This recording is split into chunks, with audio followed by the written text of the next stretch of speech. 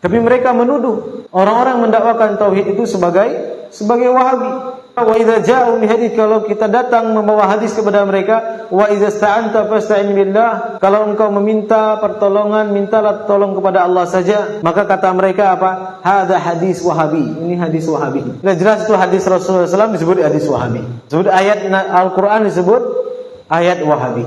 Jadi setiap ayat, setiap hadis yang mengajak kepada tauhid, yang melarang dari kesyirikan mereka disebut itu punyanya Wahabi. Ada kiai-kiai yang atau ustaz-ustaz yang setiap dia dakwah jualannya Wahabi, Wahabi, Wahabi. Dan dituduhkan itu kepada apa?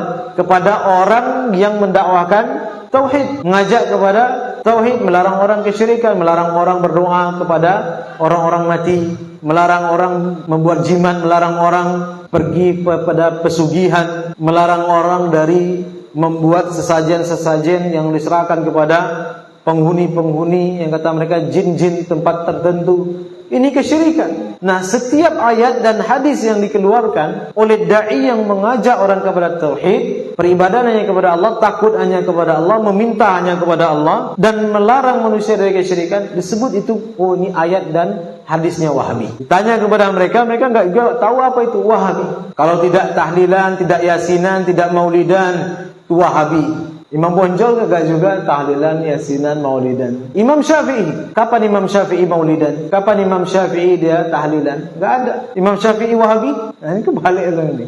Ya, jangan-jangan nanti Imam Syafi'i kita Wahabi sama mereka. Maka kalau kita katakan kalau kita bertauhid dituduh Wahabi, ya Wahabi kan penisbatan kepada Allah. Allah namanya salah satunya adalah Al-Wahhab. Kalau ada orang mengatakan kalau sekiranya orang yang bertauhid itu dikatakan Wahabi, orang yang mengikuti sunnah Nabi SAW itu Wahabi, orang yang mengambil akidahnya dari Al-Quran dan sunnah itu Wahabi, ya kita Wahabi.